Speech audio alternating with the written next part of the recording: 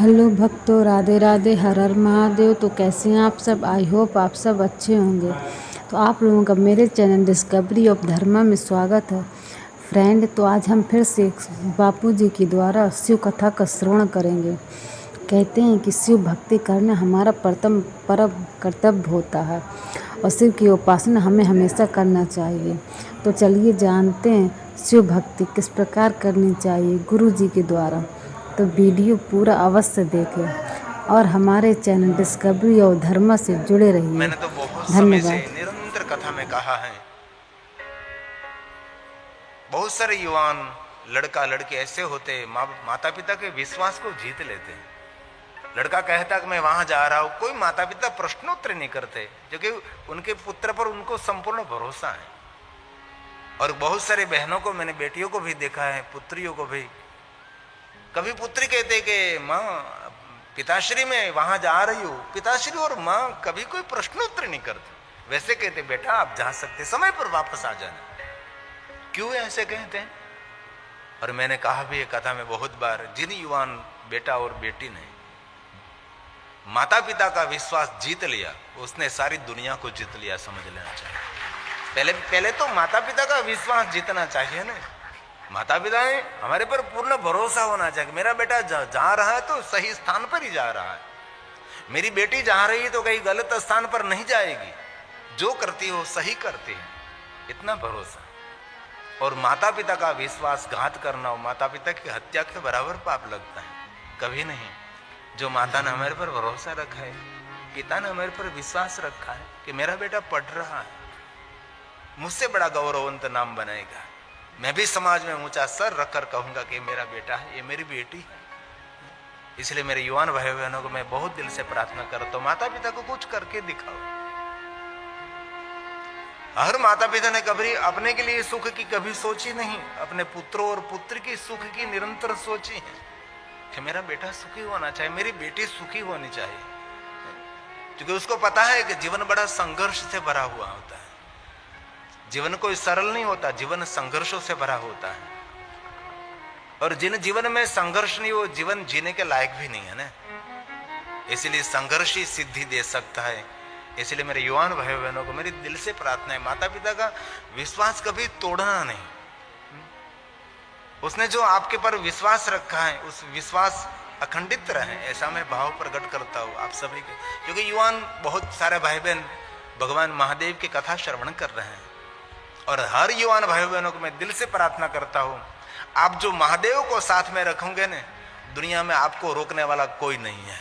जिनके साथ शिव की उपासना, जिनके पास महादेव की भक्ति है, शिव जी को निरंतर साथ में रखो।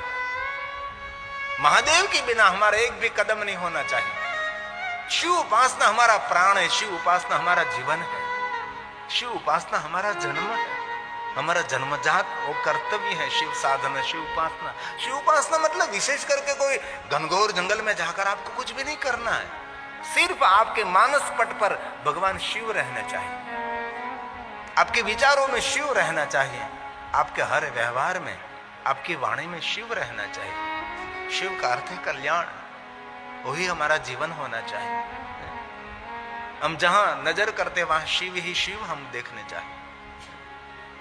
गगन में तो, अगन में तो, आकाश में तो, प्रकाश में तो, सरिता में, सागर में, पेड़ में, पहाड़ में, जीव में, जंतु में, जड़ में, चेतन में, जहां देखो वहां परमात्मा तू ही तू।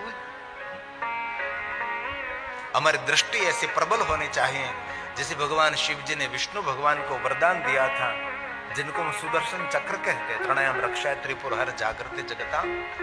भगवान महादेव ने विष्णु भगवान को शस्त्र नहीं दिया था, ऐसी दृष्टि दी थी।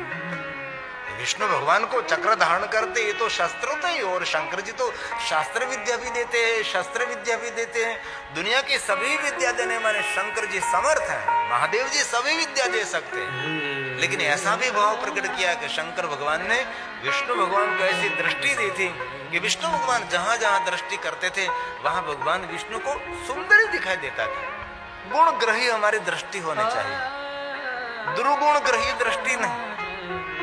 हम इस दृष्टि को बदल लेंगे तो हमारे लिए हमारी दुनिया बदल सकती है। हमारी दृष्टि क्या है? दूसरों के छिद्र देखने की दृष्टि है, दूसरों के दुर्गुण देखने की दृष्टि है, कि दूसरों के सद्गुण देखने की दृष्टि, इन पर हमारा जीवन निर्माण हो सकता है।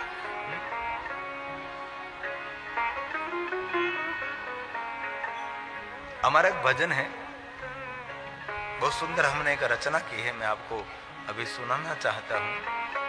शिव के शरण में अखिया ढूंढे, ये हमारा प्यारा भजन है। मुझे ये भजन बहुत अच्छा लगता है और आप सबको भी ठीक लगेगा। हमारे सबकी ये रचना है और सुंदर भजन है, शिव के शरण में।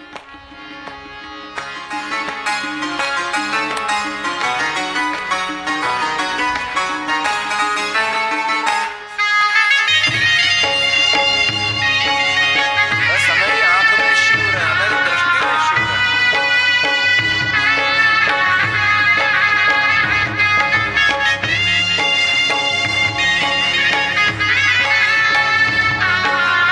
हे महादेव, हे महादेव, हे महादेव, हे महादेव। शिव के शरण में लागी लगन है, शिव के शरण में लागी लगन है। अखिया ढूंढे तुझे दर्श दिखाए, अखिया ढूंढे तुझे साथ में बोलिए। दर्श दिखाए। ओ शिव के शरण में लागी लगन है, शिव के शरण में लागी लगन है। अखिया ढूंढे तुझे दर्श दिखाए, अखिया ढूंढे तुझे दर्श दिखाए। हमारी दृष्टि में निर्विकार भगवान शिव रहे, निराकार भगवान शिव रहे। हमारी दृष्टि में विचारों में विकार न रहे, निराकार महादेव का दर्शन रहे। हे महादेव, हे महादेव, हे महादेव, हे महादेव।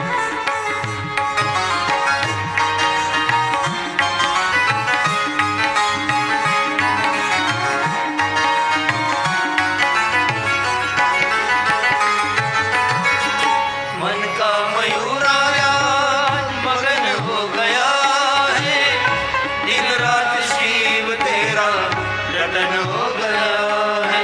हे महादेव, हे महादेव, हे महादेव। मन का मयूराया मगन हो गया है, दिन रात शिव तेरा रटन हो गया है। दिन रात शिव तेरा रटन हो गया है, दिन रात शिव तेरा रटन हो गया। ओ शिव के शरण में लागी है लगन है, शिव के शरण में लागी है लगन है।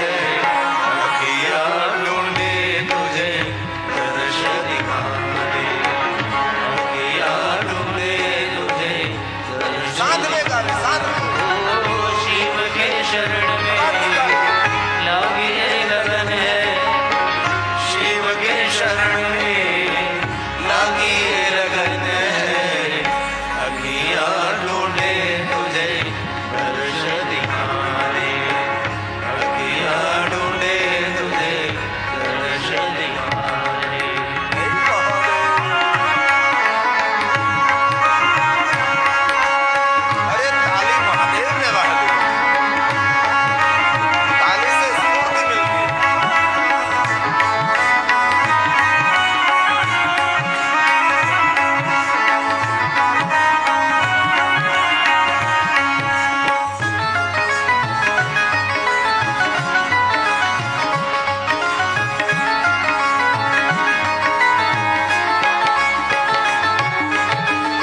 कितने जन्म से गिरी तुझे ही पुकारे, जब तक चले सांसें तेरा नाम गाए। हे महादेव, हे महादेव, हे महादेव। कितने जन्म से गिरी तुझे ही पुकारे, जब तक चले सांसें तेरा नाम गाए। जब तक चले सांसें तेरा नाम गाए, जब तक चले सांसें तेरा नाम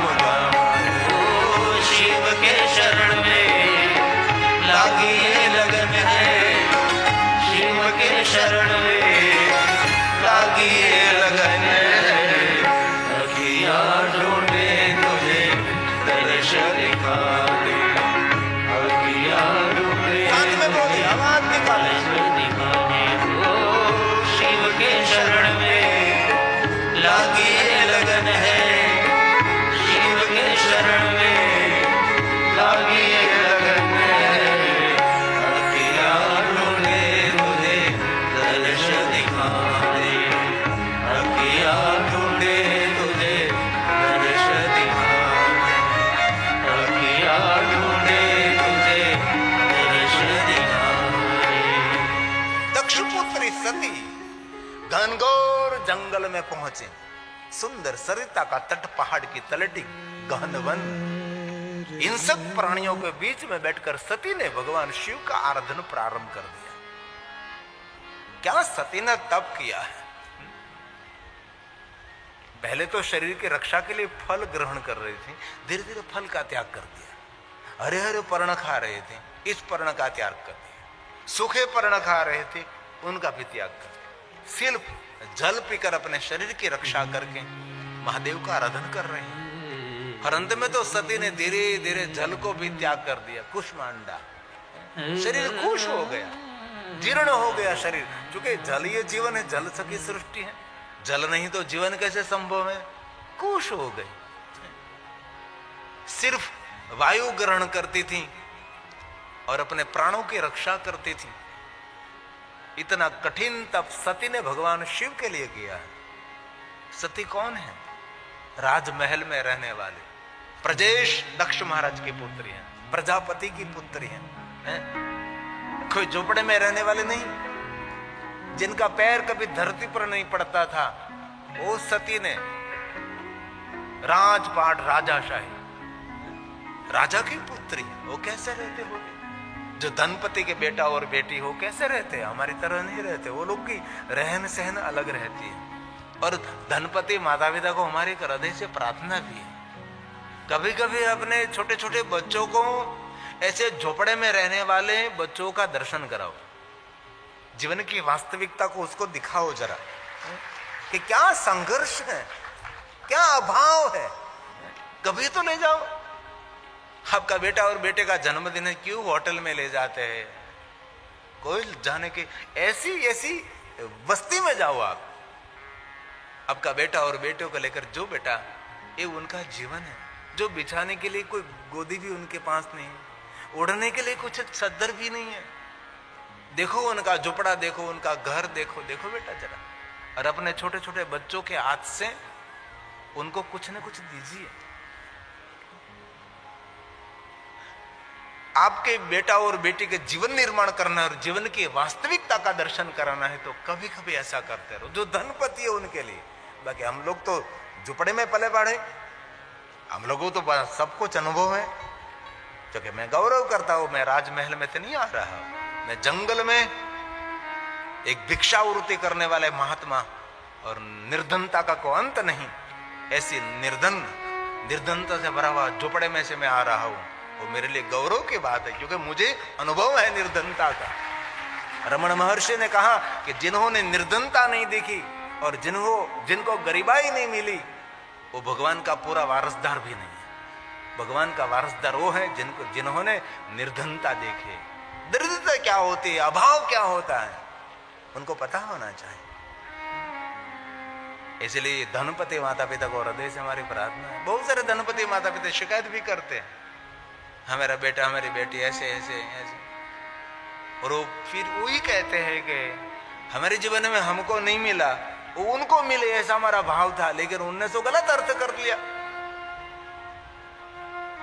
उसके पिता टू व्हील लेकर जाता है, लेकिन बेटे को फोर व्हील के बिना चलता नहीं, ऐसे कैसे हो सकता है? राजमहल में रहने वाली प्रजेश की पुत्री सती ने घनघोर जंगल में जाकर तपस्या की है। कैसे तप किया होगा? भगवान शिव नहीं मिल रहे हैं उनको, और सती ने चारों तरफ अग्नि को प्रज्वलित किया, और आकाश में से सूर्य अग्नि वर्षा कर रहा है और अपने अंग को तपा रही है और महादेव को याद करे। ऐसे बहुत सारे महात्माओं को हमने देखा है, धुनी तपाते, चारों तरफ अग्नि को प्रज्वलित करके बीच में बैठ जाते हैं। और धुनी तपाने का समय ये चैत्र मास है, और समय क्या है? 12 बजे से 3 बजे तक का समय धूनी तपाने का। और दिन में 12 बजे से 3 बजे सूर्य इतनी अग्नि वर्षा कर रहा है और चारों तरफ अग्नि को प्रज्वलित करके बीच में बैठना कोई छोटी बात है? कभी बैठिए, खुले में रह भी नहीं सकते आप, चक्कर आ जाएगा, गिर पड़ेंगे हम। ये तपस्या भगवान के भक्त करते हैं। और मैं प्रशंसा नहीं करता, लेकिन मैं याद करता हूं मेरे पिताजी पूरे चैत्र मास ये धूनी तपाते थे 1 महीने तक लगातार। हम देख भी नहीं सकते थे, हम छोटे छोटे थे। ये मेरे पिताजी का तप हम देख नहीं सकते थे, बहुत दुख होता था, लेकिन वो करते थे।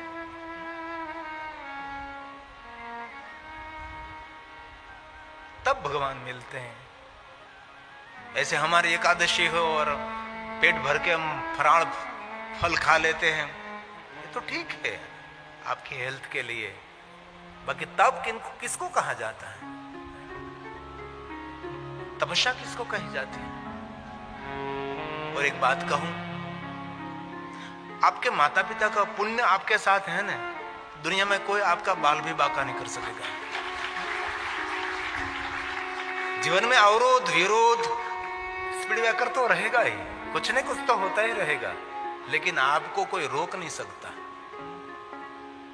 इसलिए मेरे युवान भाई बहनों को मेरी प्रार्थना है, देवी मंदिर में, देव मंदिर में, महादेव के मंदिर में भगवान का आशीर्वाद लेने से पहले आपके माता पिता का आशीर्वाद ले लीजिए, तो आपके लिए जीवन सफल कर देगा, जीवन सफल कर देगा। शिलाद मुनि ने कितना तप किया, तब शिव जी वहां प्रकट हुए ना। 1000 साल तक पहले तो इंद्र की तपस्या की, 1000 साल तप करने के बाद कुछ नहीं मिला। बाद में भगवान महादेव की उपासना की उसने, और इतनी भगवान शंकर जी की साधना की शिलाद मुनि ने कि उसके अंग पर पूरी पूरी मिट्टी लग गई, पूरा बीम हो गया, रापड़ो चढ़ गयो अंग पर, पूरा रापड़ो, रापड़ा निंदर थी आवाज आवे, ओम शिवाय शरणम, ओम शिवाय शरणम, हे महादेव, हे महादेव। स्वयं शिव जी को वहां आना पड़ा, और इस मिट्टी के ढेर में से आवाज निकल रही थी, और 3 बार भगवान महादेव ने पुकारा, हे शिलाद, हे शिलाद। शिलाद नहीं उठे। तीसरी बार महादेव ने शिलाद का नाम लेकर इस मिट्टी का जो ढेर था अंग पर लग गया था, उनको स्पर्श किया, मिट्टी का ढेर नीचे उतर गया, और शिलाद मुनि उनमें से मिट्टी को खंखेर कर बाहर प्रकट हुए, खड़े हो गए, महादेव का दर्शन किया। तब शिलाद ने कहा, भगवान मुझे ऐसा पुत्र चाहिए, अयोनिज पुत्र हो, जिनकी कभी मृत्यु न हो, ऐसा मुझे पुत्र चाहिए महादेव जी, मृत्यु से परे हो, अमरत्व को प्राप्त हो, ऐसा पुत्र चाहिए। तब शंकर भगवान ने कहा, शिलाद आपकी तपस्या से मैं प्रसन्न हूं, मैं स्वयं आपका पुत्र बनकर आपके आंगन में प्रकट रहूंगा। ये तप का फल है, ये साधना का फल है। सती ने ऐसी कठिन तपस्या की है, तो अभी महादेव नहीं मिले। इस चैत्र मास में विशेष प्रकार से उपासना करनी चाहिए। चैत्र मास में अरुणा व्रत करना चाहिए। ओखारण भी पढ़ते हैं ना, ओखारण, उषा और अनिरुद्ध का सुंदर चरित्र है। उखी मठ में उसका विवाह हुआ था।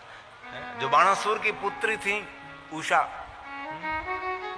अनिरुद्ध, उसकी सुंदर कथा है।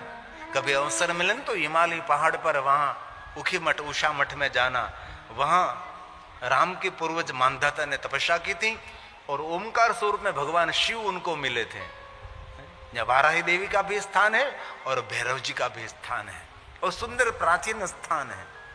और जब केदार के कपाट बंद हो जाते हैं तब पंच केदारों की पूजा उखी मठ में रहती है, क्योंकि ठंडी के समय में केदारेश्वर बंद हो जाता है ना, और तुंगनाथ महादेव भी बंद हो जाते हैं। सबसे ऊंचा शिवालय तुंगनाथ महादेव का है।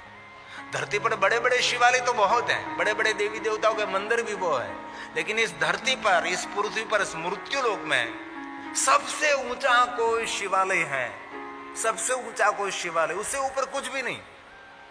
ये तुंगनाथ महादेव का शिवालय है। कभी तुंगनाथ जाओ, लेकिन जिनकी उम्र हो गई वो तुंगनाथ नहीं जा सकते। जो युवान भाई बहन है वही तुंगनाथ जा सकते हैं, जो कि इतना कठोर कठिन, केदारेश्वर महादेव से भी कठिन तुंगनाथ है। तुंगनाथ जाकर आपको पता लगे कैसे शिवालय बनाया होगा, यहां पत्थर कैसे लाए होगे, कैसे शिल्पकार आ रहे होगे, यहां बर्फीले पहाड़ों के बीच में किसने बनाया होगा शिवालय। इतिहास कहता है कि 5 पांडवों ने वो शिवालय बनाया है, लेकिन पहाड़ में रहने वाले लोग कहते हैं ये कोई मानव सर्जित शिवालय नहीं है, ये देवताओं ने बनाया हुआ शिवालय, ये तुंगनाथ महादेव, ये तुंगनाथ। इसीलिए ये पवित्र चैत्र मास में विशेष प्रकार से अलोड़ा करें, थोड़ा उपवास करें, कम भोजन करें। चैत्र मास में नीम के पत्ते प्रसाद के रूप में खाना चाहिए, और इस महीने में शिव जी को नीम के पत्ते भी अर्पण कर सकते हैं। ये पूरा विज्ञान है, लेकिन ये मैंने एक बार बताए थे तो मेरी माता ने मना कर दिया कि ऐसी बातों लोगों के सामने नहीं करना चाहिए, क्योंकि लोग बुद्धू हैं। ऐसे ही मंदिर दौड़ते दौड़ते आ जाएंगे और जितने वृक्ष है उसके पत्ते तोड़ तोड़ कर भगवान को चढ़ाने लगेंगे। तो घर से खा ले आता ना, लोटा भी मंदिर का, जल भी मंदिर का, और आसपास बहुत सारे पौधे लगे हैं, एक पुष्प भी मंदिर का, उनको तो खाली आता ना है बस। घर से आकर शिवालय आकर सबको छंछेड़ते हैं, बिली पत्र तोड़ते हैं, फूल तोड़ते हैं, डाली तोड़ते हैं, भगवान को अर्पण करते हैं। और मैं दिल से कहता हूं, अब सच्चे शिव भक्त है ना, तो ऐसी शिव भक्ति करिए, मन में कोई अपेक्षा नहीं, कोई इच्छा नहीं, और भगवान को कह दीजिए ललकार कर, मोक्ष देना है तो दे दीजिए, कोई जरूर नहीं, मुक्ति देनी है तो दे दीजिए, कोई जरूर नहीं मुझे मुक्ति और मोक्ष की, लेकिन आपकी भक्ति से कभी वंचित नहीं करना, आपकी उपासना से कभी मैं दूर न रहूं, आपके भजन से कभी मैं दूर न रहूं, बस यही प्रार्थना करो। और शंकर जी तोड़के करने के लिए देवता नहीं है, बहुत मैं हृदय से कहता हूं, ये हमारा बाप तो है, लेकिन जगत का बाप नहीं, त्रिभुवन का बाप है, ये तोड़का करने के लिए नहीं है महादेव जी। शहद से, मध से, बिल्व पत्र शिव जी को चिटका दो, चिटकाने के लिए शिव है। बोलने में शर्म आनी चाहिए कभी कभी। ऐसी यारी कथा में है, जरूर है, ब्रह्मा जी ने थोड़ा सा पाठ दिखाया है, लालची भक्तों के लिए दिखाया है। जो भक्ति लालची होती है ना, कोई जीवन में लालच नहीं होनी चाहिए, श्रवण प्रीति ही लालचा, भगवान की कथा सुनने के अवसर मिले बस वही लालचा, और भगवान की भक्ति मिलती रहे वही लालच होनी चाहिए। कोई प्रलोभन, हमारी सामान्य कामना पूर्ण करने के लिए भगवान शिव के साथ इतना छेड़छाड़ करेंगे हम? कभी नहीं, कभी नहीं। भगवान महादेव ने उपन्यु को कहा, उपन्यु कुछ मांगो आप। उपन्यु ने कहा, भगवान मुझे कुछ नहीं चाहिए। वास्तव में तो माता तपस्विनी देवी ने कहा था, उपन्यु जी घर की निर्धनता दूर करने के लिए तो तप कर, क्योंकि घर में कुछ भी धन नहीं था, निर्धनता थी, और बच्चे को पीने के लिए दूध भी घर में नहीं था। और मैं दिल से हृदय से कहता हूं, जरूर महादेव को दूध चढ़ाओ, मुझे कोई तकलीफ नहीं है, लेकिन कभी कभी ऐसी जहां बस्ती रहती हैं उनके बच्चे को दूध पीने को नहीं मिलता, वहां जाकर उनको दूध पिलाओ, महादेव जी प्रसन्न रहेंगे। और स्वयं शिव ने कहा है, कोई भी जीव को तृप्त करो, वो मुझे तृप्त किया समझना, मुझे तृप्त किया समझना। ये शिव साधना मतलब शिव साधना का अर्थ है सबके कल्याण का भाव, उनको शिव साधना कही है। चंदन चढ़ाना, पत्र चढ़ाना, पुष्प चढ़ाना, सौभाग्य द्रव्य चढ़ाना, वो तो क्रिया है हमारी। जो विश्व का सर्जक भगवान शिव है, उनको हम क्या देख सकते हैं? इतना तो सोचो, जिन्होंने पूरा भुवन निर्माण किया, पूरी सृष्टि निर्माण की, सब कुछ उसने निर्माण किया, उनको हम क्या दे सकते? कुछ भी नहीं दे सकते। उनको देना है धन संपत्ति वैभव सामग्री नहीं, उनको देना है तो अपना मन दे दीजिए। ले भगवान, ये मन मेरा मैं तुझे अर्पण करता हूं, तू मेरा मन सुमन कर दे, ये दे सकते हैं। भगवान शंकर जी ने उपन्यु को कहा, उपन्यु बेटा तू मांग। तब उपन्यु ने कहा, मेरी मां ने तो कहा था कि धन संपत्ति वैभव दूध लेने के लिए, लेकिन आज आपका दर्शन हो गया, मेरा मन मेरा चित्त कहता है कि मुझे कुछ भी मांगने की जरूर नहीं है, लेकिन इतनी कृपा करो भगवान, ऐसी मुझे भक्ति मिले, अव्यभिचारिणी, व्यभिचारिणी भक्ति नहीं, जिन भक्ति में मुक्ति और मोक्ष की इच्छा हो, जिन भक्ति में सांसारिक कामनाओं की पूर्ति की इच्छा हो, ऐसी मुझे भक्ति नहीं चाहिए। मुझे तो ऐसी भक्ति चाहिए भगवान, मेरी भक्ति में मेरे मन में कोई भी कामना ना हो, कामना रहित मुझे भक्ति चाहिए। उपमन्यु ने भगवान महादेव को कह दिया, मोक्ष और मुक्ति भी मुझे नहीं चाहिए, बस मुझे आपके चरणों में प्रेम चाहिए। ये सच्चा शिव भक्त है, बिन शर्त शरणागति, कोई शर्त नहीं भगवान के साथ। हम लोगों तो भगवान के साथ कैसा वार्तालाप कर रहे, भगवान तो मेरे इतना काम कर देना, मैं तुझे शरीफड़ो एक વધેરું, બે તને બે દીવા કરીશ, તને શરીફળો વધેરીશ, માં તું મારું એટલું કામ कर दे, माता ने હું ચૂંદડી ચડાવીશ। कभी तो सोचिए, त्रिभुवन करणी माँ जगदम्बा को हम क्या दे सकते हैं, जिनकी भ्रुकुटी मात्र से जगत का सर्जन हुआ, जिनकी भ्रुकुटी मात्र से इतना सुंदर अलग खलक प्रकट हुए, और हम उनको क्या दे सकते हैं। लेकिन भाव जरूर प्रकट करें। तो कभी कभी अवसर मिले तो तपस्या करना, तप करना, साधना करना, अनुष्ठान करना। और भगवान महादेव नहीं मिले, और बारिश के दिन ऊपर से आकाश में से बारिश, खुला आकाश, मेघ गर्जना, बिजली की चमकार, ऐसे भयानक वातावरण के अंदर सती एक लेटोली हिमालय पहाड़ों के गंदरा में भगवान शंकर जी को याद कर रहे हैं। क्या कठिन तप किया। हम 10वीं कक्षा में पढ़ते थे, तब हम बहुत सारे महात्मा लोग मुझे अनुष्ठान सिखाते थे, और रात को 1 बजे मैं नदी में नहाने के लिए जाता था अकेला, और 1 बजे से 5 बजे तक ये मंत्रों की कोई श्रृंखला होती है, मुझे पूरी करनी होती है। युवानी में सब कुछ हो सकता है, 40 के बाद कुछ भी नहीं, 40 के बाद 41, 42, पचे 43, पचे तो 50, 51, 52 चला गया वन में, कुछ भी नहीं।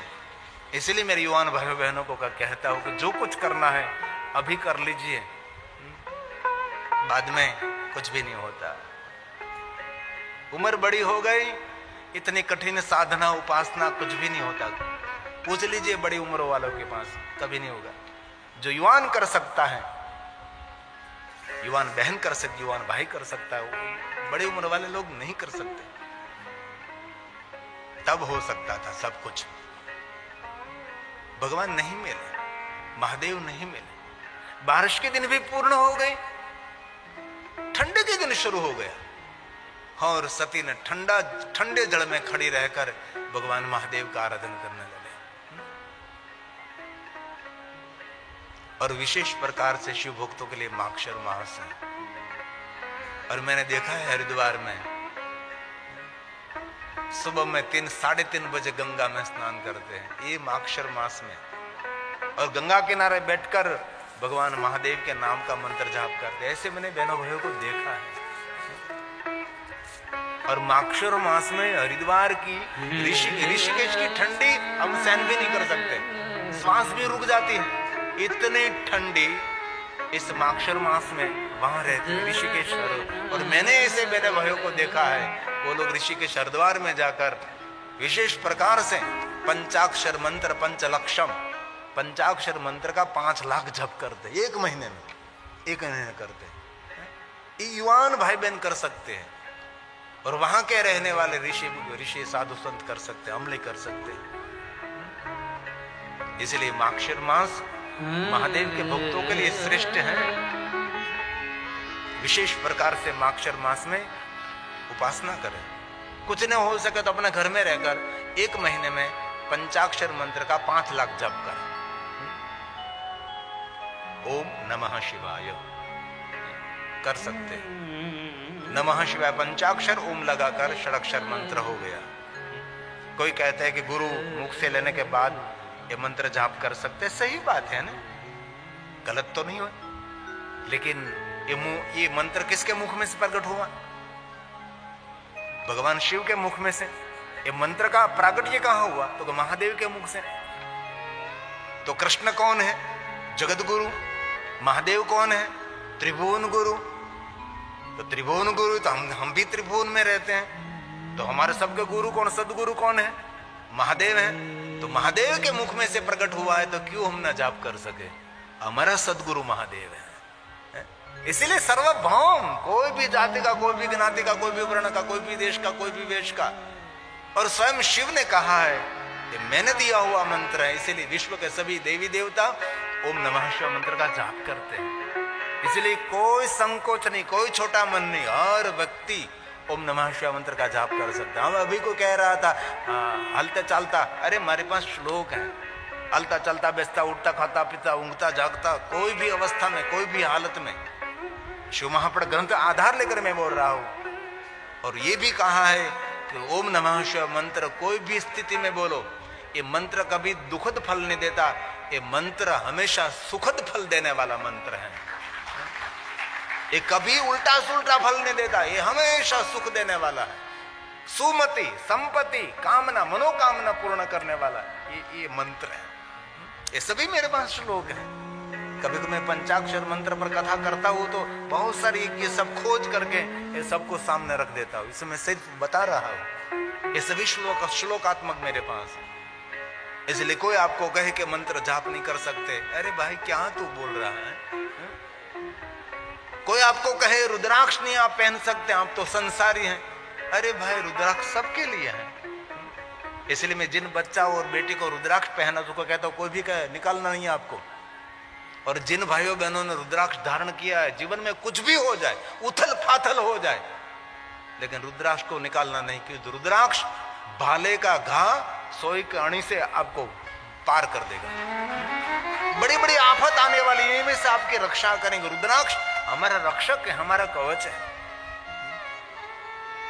इनमें जो भाई बहन वडील शिव महापड़ ग्रंथ का पारण करते हैं उसको पता रहता है सब कुछ, उनको सब कुछ पता है। बार बार शिव महापड़ ग्रंथ का पाठ करने से इसमें सामर्थ्य रहता है, कोई भी शिव जी के बारे में कुछ उल्टा सुल्टा बोले उसको जवाब दे सकता है, क्योंकि आपके पास प्रमाण रहता है कि शिव महापड़ ग्रंथ में मैंने यहां पढ़ा।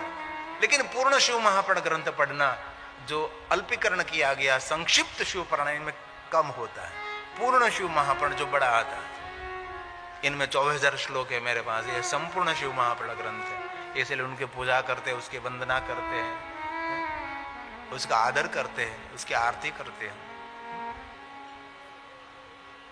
तो आपको अवसर मिले तो कार्तिक मास पूर्ण होने के बाद माक्षर मास में विशेष प्रकार से अनुष्ठान करें मेरे युवान भाई बहन। कोई कामना नहीं, और आपके मन में क्या कामना है वो तो कामनाथ को तो पता है ना, उसको कहना पड़ता है, भगवान को कहना पड़ता है, उनको सब कुछ पता है, तो क्यों बड़बड़ाहट करते हैं उनके सामने जाकर। इसलिए मैं तो बहुत सालों से कहता हूं भगवान के सामने मौन हो जाओ। और एक बात कहूं, मेरे महादेव का आसन, मेरे महादेव का सिंहासन सोना चांदी हीरे मोती का नहीं है, मौन मेरे महादेव का आसन है, मेरे महादेव का सिंहासन है मौन। इसलिए आज से बड़बड़ाहट बंद करेंगे, हम मौन रहेंगे। वाणी का मौन तो सरल है, लेकिन विचारों का मौन बहुत कठिन है। तो राधे राधे, हर हर महादेव। तो आपको ये वीडियो कैसी लगी, आपको ये शिव कथा कैसी लगी? अगर आपको ये कथा पसंद आई हो तो प्लीज़ चैनल को सब्सक्राइब और वीडियो को लाइक अवश्य करें। और ऐसी ही शिव पुराण की कथा सुनने के लिए हमारे चैनल से डिस्कवरी ऑफ धर्म से जुड़े रहिएगा। धन्यवाद। राधे राधे, हर हर महादेव।